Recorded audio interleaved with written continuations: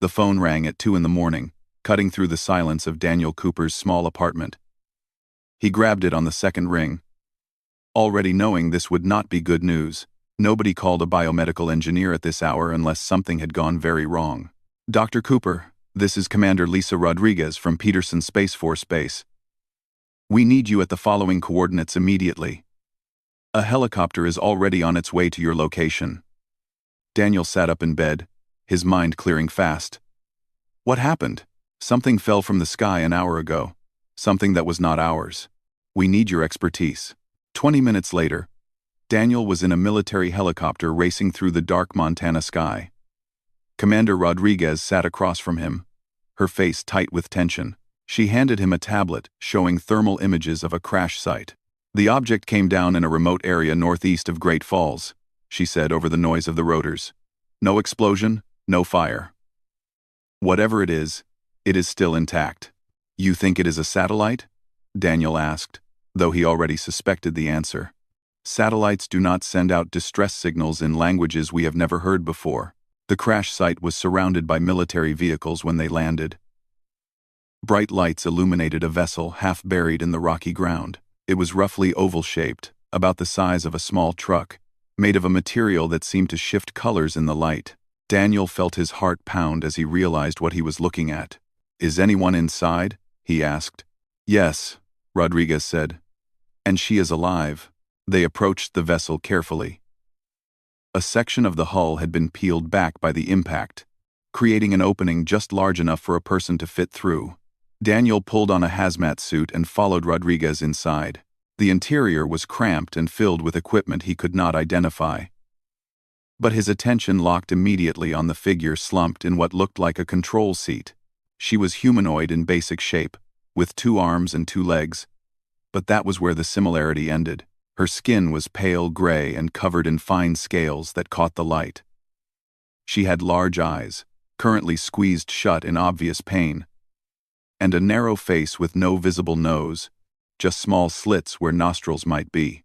She was breathing in short, desperate gasps. A clear liquid that might have been blood seeped from a cut on her forehead. She tried to communicate when we first arrived, Rodriguez said quietly. Then she put on that device. She pointed to a small metallic disc attached to the alien's chest. As if responding to their voices, the alien's eyes opened. They were golden and filled with intelligence and fear. She touched the device on her chest and a voice came from it, slightly mechanical but understandable. Please, help me. Your air is poison. Daniel moved closer, his medical training taking over despite the impossible situation. Where are you injured? Not injured. Dying. Your atmosphere. Too much oxygen. My body cannot process it. My suit was damaged in the crash. She gestured weakly to what looked like torn fabric around her torso. Daniel looked at the readings on a portable scanner one of the medics had brought. Her vital signs were all wrong by human standards, but clearly declining even by alien ones. Her breathing was getting worse by the minute. What do you need? He asked. What kind of atmosphere?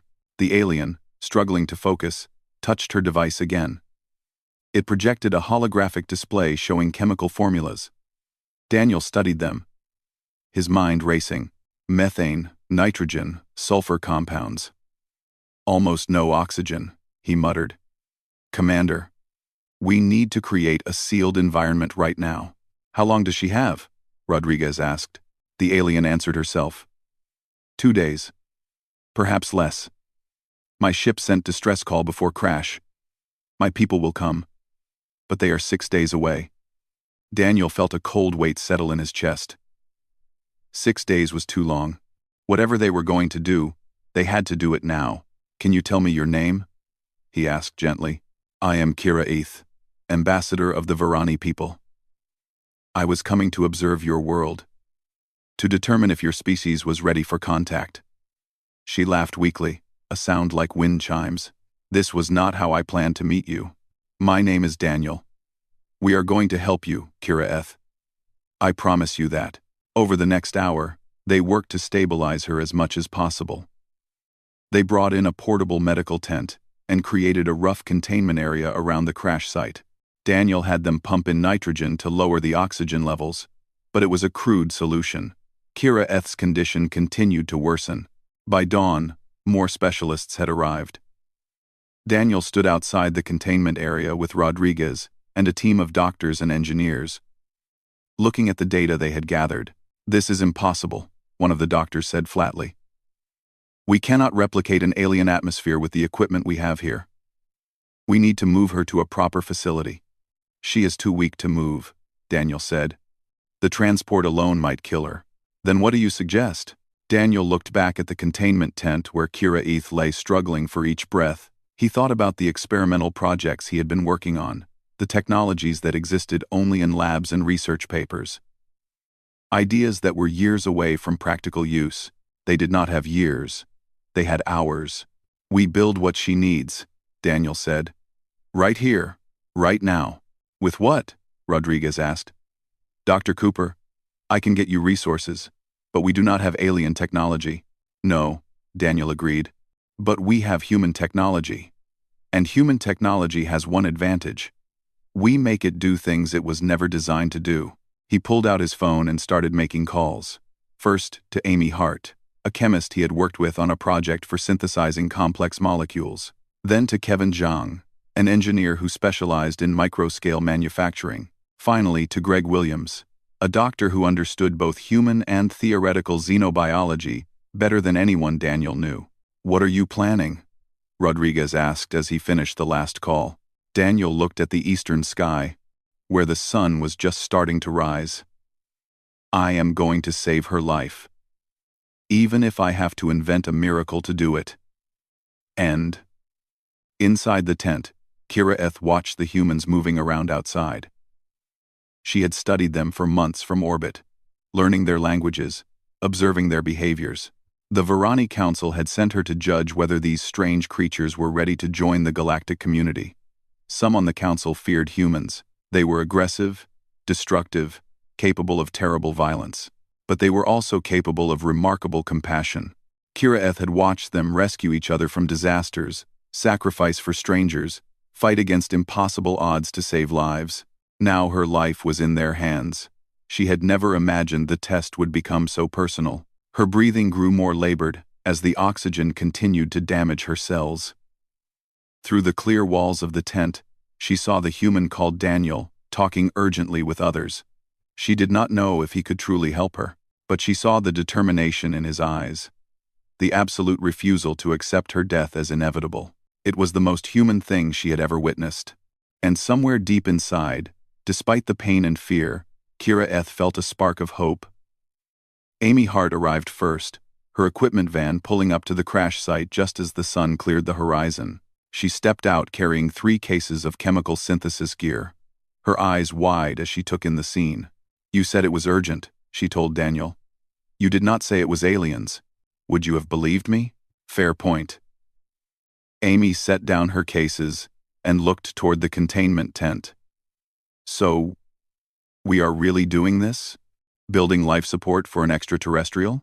Unless you have a better idea." Kevin Zhang arrived 30 minutes later, followed shortly by Greg Williams. Daniel gathered them in a hastily assembled work area near the tent. Through the clear walls, they could all see Kira Eth lying on a medical cot, her breathing shallow and rapid. "Her biology is completely different from ours," Greg explained, pulling up scans on his tablet. "Where we use oxygen to fuel our cells, she uses methane. The oxygen in our air is literally burning her from the inside out. Every breath causes more damage." "How much time do we have?" Kevin asked. 40 hours. Maybe less. After that, the damage to her organs will be permanent. Even if we fix the atmosphere problem." Amy whistled low. "And her people cannot get here for 6 days? Which means we need to keep her alive for at least 5 more days after we stabilize her," Daniel said. "This is not a temporary fix. We need something that will work perfectly for an extended period." Kevin studied the chemical formulas Kira Eth's device had provided. "Traditional gas mixing will not cut it. We would need industrial equipment to maintain the precise ratios she needs, and even then, the margin for error is too small." "Agreed," Daniel said. which is why we are not going to use traditional methods. He pulled up files from his research project on his laptop. 6 months ago, I was working on targeted drug delivery using programmable nanobots, microscopic machines that could navigate through the bloodstream and release medication exactly where needed. I remember that project, Amy said. It got shut down because the nanobots were too unpredictable. They were unpredictable at delivering drugs, Daniel agreed. But they were very good at molecular assembly. They could build complex molecules from base components with remarkable precision. Understanding dawned on Kevin's face. You want to use them to build her atmosphere. Molecule by molecule. Exactly. We flood her containment area with the nanobots. Program them to break down the oxygen and construct methane, nitrogen, and the other compounds she needs. They would work constantly, adjusting in real time to maintain perfect atmospheric balance. Greg frowned. Daniel, those nanobots have never been tested at this scale, and never on a living subject, let alone an alien one. If they malfunction, if they build the wrong molecules or attack her cells, they could kill her faster than the oxygen is killing her now, Daniel finished. I know, but do you have a better option? Silence fell over the group. Through the tent wall, they watched Kiraeth shift weakly on the cot. The blue tint to her gray skin had deepened noticeably, even in the last hour.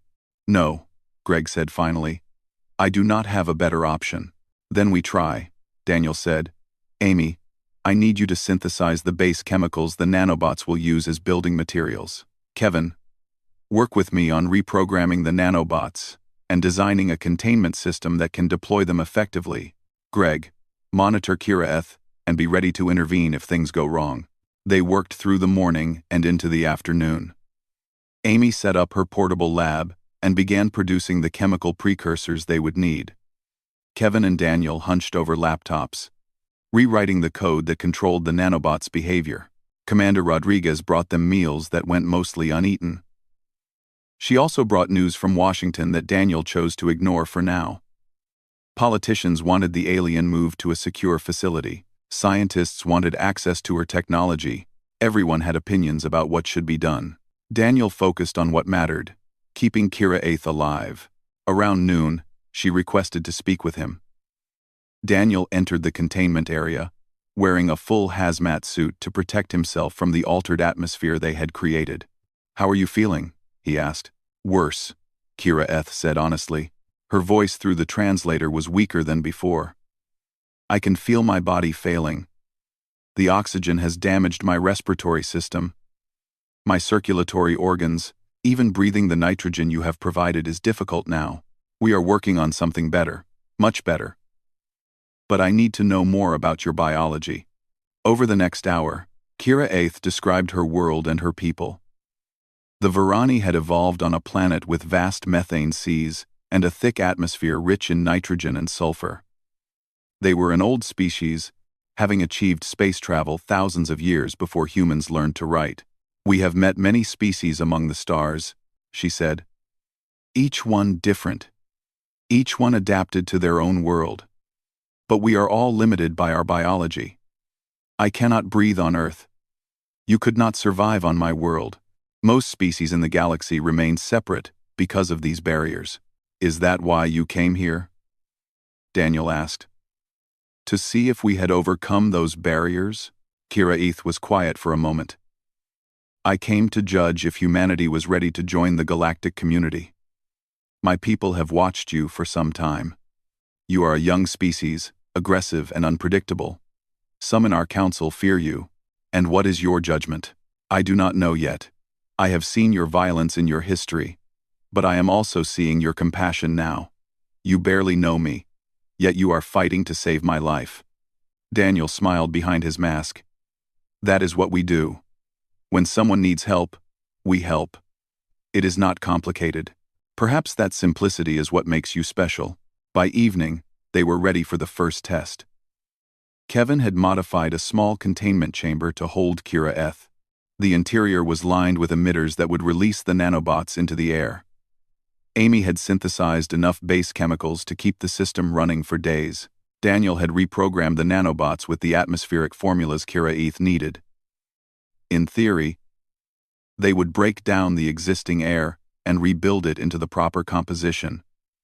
In theory, we should wait, Greg said as they prepared to move Kira Eighth into the chamber. Run more simulations, double-check the programming. We are out of time, Daniel said, looking at Kira Eighth's latest scans. She is going into system failure. If we wait, there will be nothing left to save. They moved Kira Eighth carefully into the chamber and sealed it. Daniel activated the nanobot emitters with a command from his tablet. Through the transparent walls, they watched microscopic machines invisible to the naked eye flood into the chamber. For 30 seconds, nothing happened. Kira Eighth lay still, her eyes closed. Then her breathing changed. The desperate, gasping quality eased slightly. The blue tint to her skin began to fade, just a little. It is working, Amy breathed. They monitored the atmospheric sensors. The oxygen levels dropped steadily. Methane concentrations rose. Nitrogen. Sulfur compounds. All climbing toward the target ratios. Kira Eighth's eyes opened. She took a deeper breath, then another. I can breathe, she said. Wonder in her voice. For the first time since the crash, I can actually breathe. Daniel felt relief wash over him. How do you feel? Better. Not good, but better. The pain is less. They watched her for the next 6 hours as the nanobot system stabilized. The atmospheric composition reached the target levels and held there, the tiny machines constantly adjusting to maintain perfect balance. Kira Eighth's vital signs improved steadily. Then, just after midnight, everything went wrong. Kira Eighth suddenly convulsed, crying out in pain. Alarms screamed from the medical monitors. Greg ran to the chamber, studying the readouts with growing horror. Her cellular energy levels are crashing, he shouted. The nanobots are working, but they are consuming too much of her body's resources. She is starving at the molecular level. Daniel stared at the data, his mind racing. The nanobots needed energy to function, and they were drawing it from the only source available, Kira Eighth herself. They were saving her from oxygen poisoning while simultaneously draining the life from her cells. We need to shut it down, Kevin said. If we shut it down, the oxygen will kill her, Amy countered. If we do not, the nanobots will. Daniel looked at Kira Eighth, thrashing weakly in the chamber. They had come so close. They had solved the impossible problem of creating an alien atmosphere, only to create a new problem just as deadly. No, he said quietly. We are not giving up. We just need to give her energy. Feed her cells while the nanobots work. Feed her what? Greg demanded. We have no idea what Varani biology needs for nutrients. Daniel turned to the chamber. Then she is going to have to tell us. Kira Eighth struggled to remain conscious as pain racked her body. Through the fog of agony, she heard Daniel's voice, urgent and demanding. Kira Eighth, I need you to stay with me. Tell me about your world. What do your people eat? What chemicals fuel your bodies? She forced her eyes open, focusing on the human standing outside the chamber. Even through her suffering, she recognized the determination in his expression. He had not given up. That gave her strength to fight a little longer. Sulfur, she gasped out. Our bodies metabolize sulfur compounds. The seas of my world are rich in them. We consume organisms that concentrate sulfates and thiols. Daniel was already typing frantically on his tablet. Amy, did you get that? I heard, Amy called back, pulling up chemical databases. Sulfates, thiols, those are sulfur-based organic compounds. I can synthesize some basic versions, but I have no idea which ones she actually needs, or in what concentrations. Start with the simplest forms, Greg said, studying Kira Eighth's scans. Her cells are dying. Anything is better than nothing at this point. Kira Eighth tried to help, describing what she knew of her own biology. It was difficult. She had never thought deeply about the chemistry that kept her alive, any more than humans thought about their own cellular respiration. It simply happened. But these humans needed to understand it to save her. So she fought through the pain and exhaustion, dredging up memories of childhood science lessons, of medical examinations, Of anything that might help. On my world, she said slowly, there is a creature called a Saleth. It lives in the deep methane seas. We harvest them for their concentrated sulfur proteins. That is our primary food source. Amy looked up from her work. Can you describe the chemical structure? I am not a chemist, Kira Eth admitted. But my translator device has medical data. It should include nutritional information. Greg carefully retrieved the device from where it had been set aside during her transfer to the chamber. He connected it to his tablet, and data began flowing across the screen. Molecular diagrams, chemical formulas, biological processes that had evolved on a world nothing like Earth. This is incredible, he murmured. Her metabolism is completely inverted from ours. Where we exhale carbon dioxide as waste, she exhales hydrogen sulfide. Where we need sugars for energy, she needs these complex sulfur chains. Can we make them? Daniel asked.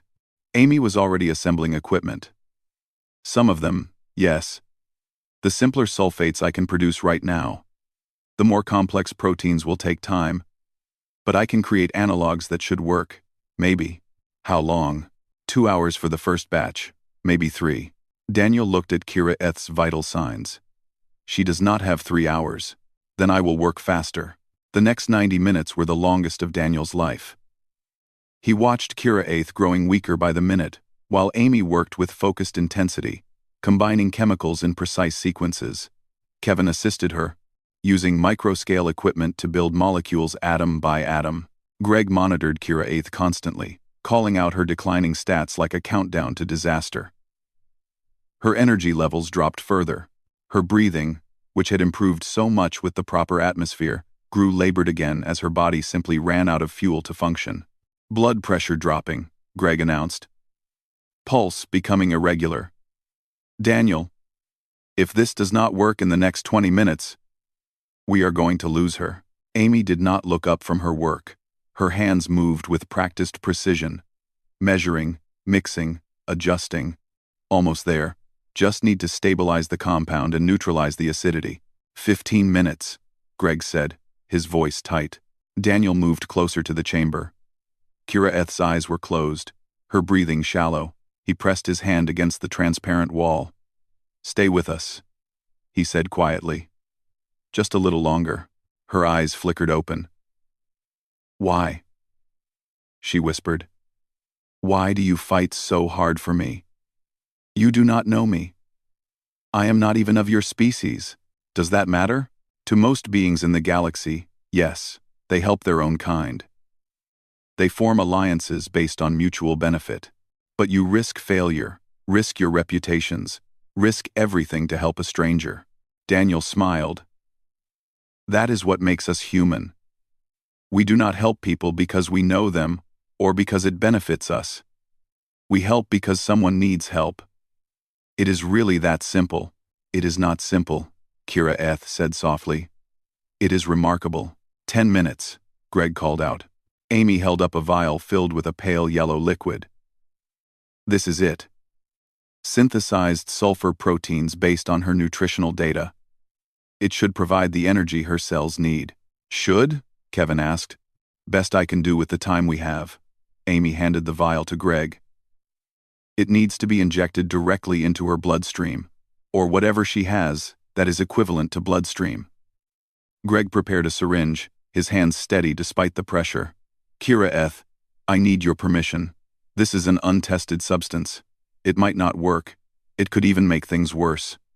Do it, she said without hesitation. I trust you.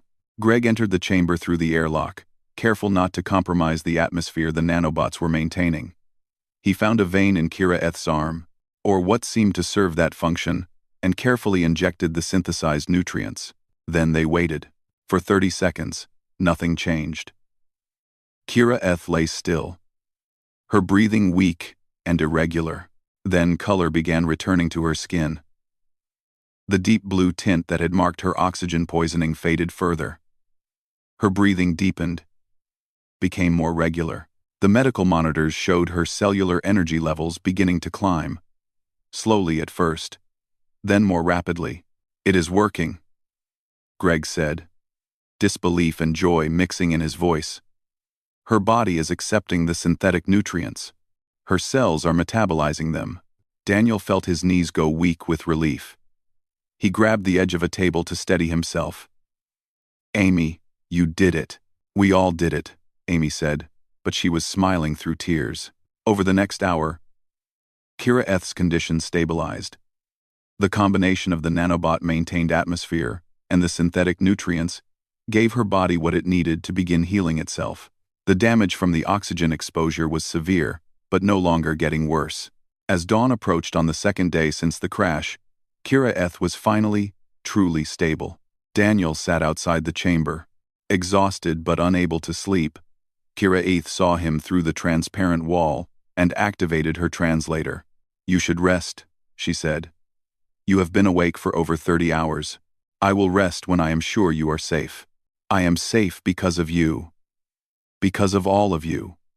She looked around at the team that had fought so hard for her life. "I have traveled to many worlds, met many species. I have never seen anything like what you humans just accomplished. We just gave you what you needed to survive." "No," Kira Eth said firmly. "You invented what I needed to survive.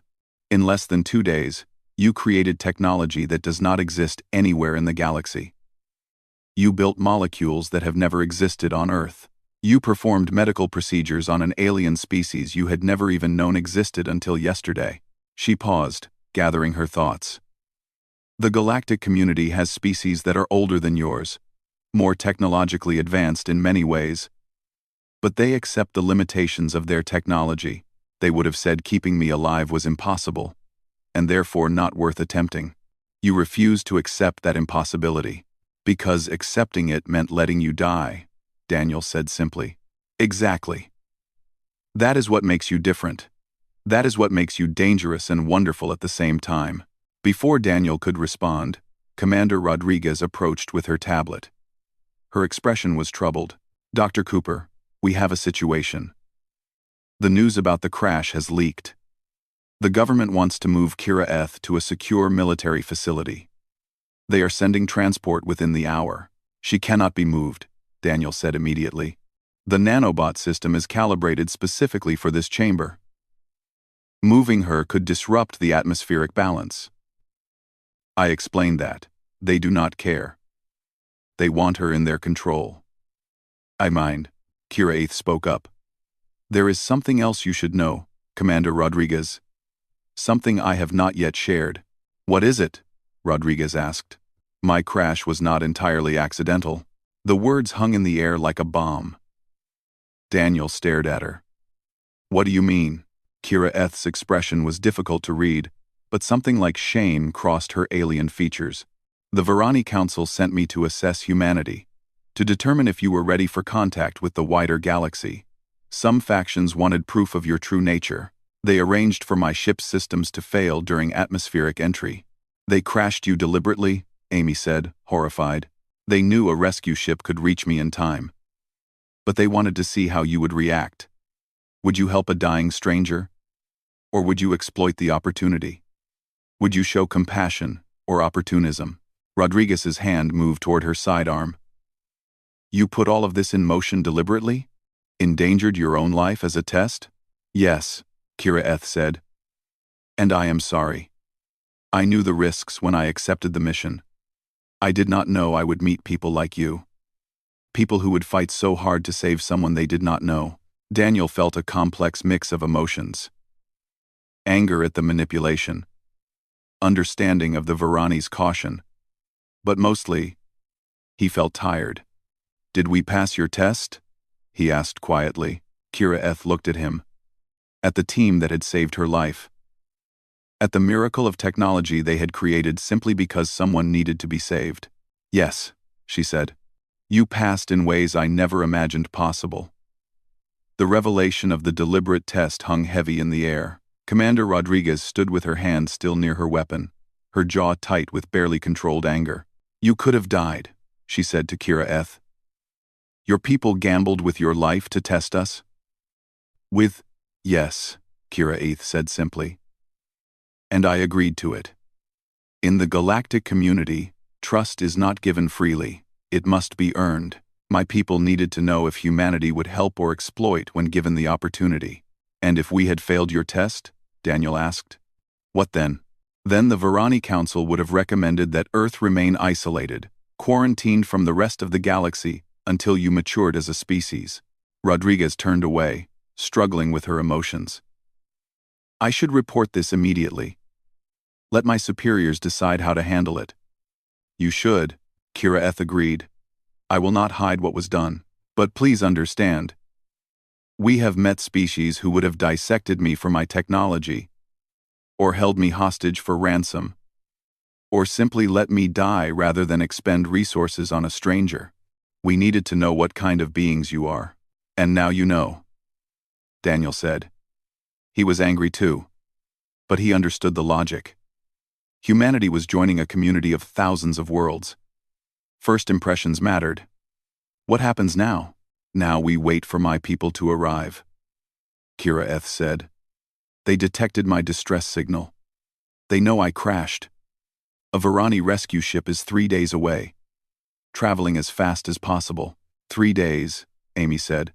Can the nanobot system keep you stable that long? I believe so. My body is already healing now that I can breathe properly and receive nutrition. I am weak, but improving. Over the next 48 hours, they refined the system that kept Kira Eth alive. Kevin developed a portable version of the atmospheric chamber, a suit lined with nanobot emitters that could create a microenvironment around her. It would allow her to move around if needed. Amy improved the synthetic nutrient formula, making it more efficient and easier to produce. She created enough to last Kira Eth for weeks if necessary. Greg monitored her recovery constantly. The damage from oxygen exposure was healing slowly. Her gray skin returned to its natural color, with just a slight shimmer that seemed to be normal for her species. Her breathing became strong and steady. Daniel found himself spending hours talking with her. Despite the circumstances of her arrival, or perhaps because of them, a genuine friendship was forming. Tell me about your world, he asked one evening as he sat beside her chamber. Kira Eth's golden eyes grew distant with memory. It is beautiful, though it would kill you in seconds. Our sky is orange from the methane in the atmosphere. We have vast seas that humans would see as sickly green, but to us they are alive with color and movement. The temperature you would find freezing, but it is comfortable for us. Do you have family? I have a mate, Jaren, and 2 offspring who are grown now. They were not happy about this mission, about the risk I was taking, but they understood the importance. They must be worried. They are. But they also trust me to survive. And now, I have proof that their trust was well placed. Thanks to you, Daniel smiled. What will you tell them about humans? That you are infuriating and wonderful. That you refuse to accept the impossible. That you see someone suffering and your first instinct is to help, not to calculate profit or risk. She paused. That the galaxy should welcome you, and should also be prepared for you to change everything. We are not that special, Daniel protested. You built a technology in 2 days that our scientists have been trying to develop for decades, Kira Eth said. Your nanobot atmospheric system could allow different species to visit each other's worlds without massive infrastructure. Do you understand what that means? Daniel had not thought about it in those terms. He had been focused entirely on saving Kira Eth's life. But now he saw the implications. Hundreds of species in the galaxy, separated by incompatible biologies, unable to meet face-to-face without elaborate stations or environmental suits. The technology they had created could change that. It was not just me, he said. Amy, Kevin, Greg, all of them contributed. And we did it because we had to. Because you needed it. That is exactly my point. Necessity drives your innovation. When you are faced with an impossible problem that must be solved, you solve it. Other species would have called for experts, formed committees, spent years in careful research. You had hours, so you made it work anyway. That night, sensors detected a massive object entering Earth's orbit. The Varani rescue ship had arrived a full day ahead of schedule, pushing its engines to their limit. Commander Rodriguez received a communication from them. A deep voice, speaking through a translation system similar to Kira Eighth's, filled the command tent. This is Ambassador Theron of the Varani Diplomatic Corps. We have detected our colleague Kira Eighth's distress beacon originating from your planet. We request immediate confirmation of her status. Rodriguez looked at Daniel, who nodded. She replied, Ambassador Kira Eighth is alive and stable. She is currently receiving medical treatment at the crash site. There was a long pause. Alive? You are certain? She is in this room with me, Kira Eighth called out. Hello, Theron. I apologize for the dramatic arrival. Another pause, longer this time. When Theron spoke again, his voice was filled with emotion that transcended species barriers. We feared the worst. Your biosigns were critical when we last received telemetry. How did you survive? Along. The humans saved me, Kira Eighth said simply. They created technology that does not exist anywhere in the galaxy. They built an artificial atmosphere and synthesized nutrients compatible with my biology. They refused to let me die. We are sending a shuttle to retrieve you immediately. That will not be necessary for another day at least, Kira Eighth said. I am still recovering, and I think you should meet the humans who saved me. You will want to include this in your report to the Council. The following morning, a Varani shuttle landed near the crash site. Ambassador Theron emerged. A tall figure similar in build to Kira Eighth, but with darker gray skin and more pronounced scales. He wore an environmental suit that maintained a Varani atmosphere around him. Daniel and his team met him outside the command tent. Theron studied them with large golden eyes that missed nothing. You are the ones who saved her, he said. It was not a question. We did what anyone would do, Daniel replied. No, Theron said firmly. You did what very few would even attempt. I have reviewed the data Kira Eighth transmitted. The nanobot atmospheric system, the synthetic nutrients, all of it created in less than 3 days with no prior knowledge of Varani biology. This is not normal, even among the most advanced species we know. He gestured to his team, who were carrying equipment from the shuttle. We brought medical technology to stabilize Kira Eighth for transport. But I see now it is unnecessary. Your solution is superior to what we would have provided. It was born out of desperation, Amy admitted. The best innovations usually are, Theron said. He looked back at his shuttle, then at Daniel. I must ask you a question, Dr. Cooper. Why did you do this? You knew Kira Eighth's arrival was a test. You knew we were evaluating your species. Did you help her to pass that test? Daniel met his gaze steadily. We did not know it was a test until after we had already committed to saving her. And even if we had known, it would not have mattered. Someone was dying. We had the ability to help. That is all the reason we needed. Theron was quiet for a long moment. Then he did something unexpected. He removed one glove from his environmental suit and extended his bare hand toward Daniel. This is a gesture of trust among my people, he said.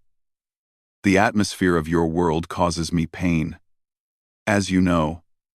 But I wish to shake your hand without barrier between us. Daniel understood the significance. He grasped Theron's hand firmly. The ambassador's skin was cool and dry, the scales smooth. They shook once, and Theron quickly replaced his glove, but the gesture had been made. The Varani Council will hear of what happened here, Theron said. They will hear how humanity responded to one of our own in distress. And I will recommend, with absolute certainty, that Earth be welcomed into the galactic community as a full member. There is more, Kira Eighth said, her voice carrying from inside the medical tent. Show him the portable version, Kevin. Kevin demonstrated the suit he had created, equipped with nanobot emitters that could maintain a Varani atmosphere around anyone who wore it. Theron examined it with growing amazement. This could be adapted for any species, he said slowly. Any atmospheric requirement. Do you understand what you have created? A way for different species to interact safely, Daniel said. More than that, a bridge across the greatest barrier that separates civilizations in the galaxy. Theron looked at the human team with something like awe. We have wanted such technology for generations. We could never make it work reliably enough, Precise enough. You solved it in days. So what happens now? Rodriguez asked. Theron smiled. An expression that looked strange on his alien features, but unmistakable in its warmth. Now, humanity joins the galaxy, and the galaxy will never be the same. The Varani ship remained in orbit for another week, while Kira Eth completed her recovery. During that time, Earth experienced its first true diplomatic contact with an alien civilization. It was not what anyone expected. The politicians and military leaders who descended on the crash site brought prepared speeches and carefully crafted protocols. They came ready to negotiate from a position of either strength or weakness, depending on their philosophy. They came with assumptions about how first contact should work. Theron ignored all of it.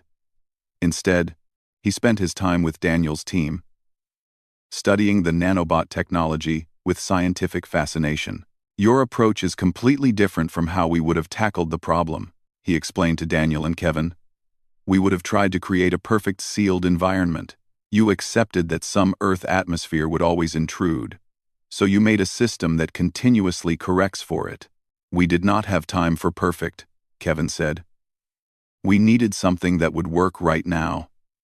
That is the key difference, Theron said. You saw the limitations of your situation not as obstacles but as design parameters. You built what was possible instead of lamenting what was ideal. Word of what had happened spread quickly. Within days, scientists from around the world were arriving at the site, eager to learn about the technology that had saved an alien's life. Daniel found himself giving the same explanation dozens of times, but it was Kira Eth's conversations with Earth's leaders that proved most significant. She spoke via video link to the United Nations, to heads of state, to scientific councils. She told them about the galactic community, about the thousands of species who shared the stars, and she told them why humanity's response to her crash mattered so much. In the galaxy, there are two types of civilizations, she explained to a packed assembly hall via holographic projection. Those who have mastered their fear, and those who have not. Fear of the different, fear of the unknown, fear of those who might threaten your way of life. Species who live in fear build walls. They isolate themselves, limit contact with others, view every interaction as a potential threat. They survive, but they do not grow. Species who have mastered their fear build bridges. They reach out to others. They share knowledge. They help even when there is no immediate benefit. These are the species who shape the galaxy. She paused, her golden eyes sweeping across the assembled humans. When I crashed on your world, dying from your very atmosphere, you did not see a threat or an opportunity for gain. You saw someone who needed help. That is the mark of a civilization ready to join the wider community. After her speech, Daniel found himself called to Washington for a meeting with government officials. He went reluctantly, leaving Amy, Kevin, and Greg to continue refining the nanobot system. In a secure conference room, he faced a panel of people who controlled budgets and policy. They asked him about the technology, about its military applications, about how it could be controlled and regulated. Daniel listened to an hour of questions before he finally had enough. You are asking the wrong questions, he said, interrupting a general mid-sentence. The room fell silent. The general frowned. Excuse me? You want to know how to weaponize this technology, how to control it, how to keep it from falling into the wrong hands.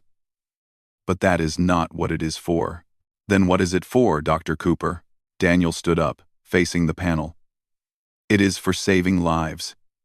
It is for allowing different beings to meet and talk and work together without barriers. Yes, it could probably be misused. So can fire, electricity, and antibiotics. That does not mean we should hide it away. The Varani are offering us membership in a galactic community, he continued. A community of thousands of civilizations. Rent-starred, NE5, each with their own knowledge and technology and culture. We can join them as partners, or we can stay isolated out of fear. But if we choose fear, we are proving we were not ready after all. One of the officials, an older woman with sharp eyes, leaned forward. You are saying we should just give this technology away? I am saying we should share it. The same way we are asking the Varani to share their knowledge with us. That is what partnership means. The meeting ended without clear resolution, but Daniel had said what he needed to say. He returned to Montana to find that Kira Eth was finally well enough to leave the medical chamber for short periods. She wore Kevin's portable suit, the nanobot emitters maintaining a perfect Varani atmosphere in the space immediately around her. She walked out of the tent for the first time since the crash, looking up at Earth's sky. "It is so blue," she said softly. "We have nothing like this on my world." "No. Do you miss your world?" Daniel asked. "Very much. But I am glad I came here. Glad I met you and your team. You have given me hope for what the galaxy can become." "What do you mean?" Kira Eth gestured at the mountains surrounding them. "Look at this planet. It is harsh by the standards of most civilized worlds. The temperature swings wildly. The atmosphere is corrosive to many species. The tectonic activity is extreme. And yet life flourished here. Humanity flourished here. You adapted to a difficult world. And that adaptation made you strong. Made you creative. Made you refuse to accept limits." She looked at Daniel. "The galaxy needs that. We have become comfortable, perhaps too comfortable. We accept boundaries that you would see as challenges to overcome." Over the next few days, preparations were made for Kira Eth's departure. But before she left, she made one final gesture. "I want to give you something," she told Daniel. She handed him a small crystalline device. "This contains our basic scientific knowledge. Mathematics, physics, biology. All the fundamentals that took my people thousands of years to discover. It is a gift, freely given, with no expectation of return." Daniel held the device carefully. "Kira Eth, this is incredible. But why?" "Because you saved my life without asking for anything in return. Because you created something wonderful simply because someone needed it. And because I believe humanity will use this knowledge to help others, just as you helped me." The day of her departure was cloudy and cool. The Varani shuttle landed again, this time to take Kira Eth home. Daniel and his team gathered to say goodbye. "I will not forget what you did for me," Kira Eth said. "And the galaxy will not forget either. You will be welcome among the stars." "Will we see you again?" Amy asked. "Absolutely. I have volunteered to be the Varani ambassador to Earth. Someone needs to help your species navigate galactic politics. And I cannot think of anyone better suited than someone whose life you saved." She embraced each of them in turn, an awkward gesture given the environmental suit, but heartfelt nonetheless. When she came to Daniel, she held the embrace a moment longer. "Thank you," she said simply, "for showing me what humanity can be." Then she was gone, boarding the shuttle that lifted silently into the sky and disappeared among the clouds. 6 months passed. Daniel stood before an auditorium filled with scientists, diplomats, and journalists. Behind him, a holographic display showed the nanobot atmospheric system in use across a dozen different applications: medical chambers for alien visitors, environmental suits for humans traveling to other worlds, research stations where multiple species could work together. "The technology we developed was born from necessity," he told the audience. "We had hours to save a life. So we made it work. But what started as an emergency solution has become something more. A bridge between worlds. A way for beings who could never meet face to face to work together. To learn from each other. To build something greater than any single species could achieve alone." The hologram changed to show a new image.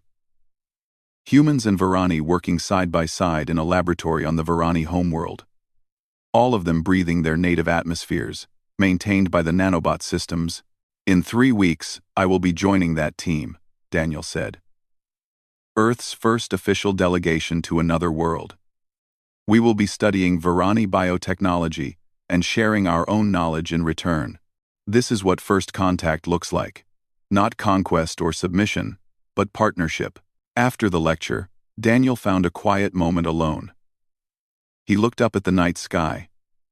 Now knowing that among those stars were friends, allies, and endless possibilities. His phone chimed. A message from Kira Eth, transmitted across light years. Jaren and my offspring send their greetings. They are excited to meet the human who saved my life. My people are preparing a welcome for your delegation. We have much to teach each other. See you soon, friend. Daniel smiled and typed a reply. Looking forward to it. And Kira Eth? Thank you. My card didn't subscribe to friend. Looking forward to it. For what? For crashing on Earth. For giving humanity a chance to show what we can be. For trusting us. For crashing us. Her response came quickly. You earned that trust the moment you refused to let me die. Everything that came after was just confirmation. The galaxy is better with humanity in it, Daniel. I knew that the moment you promised to save me, and you did not even know my name yet. Daniel pocketed his phone and looked back at the stars. Somewhere up there, Kira Eth was looking down at Earth.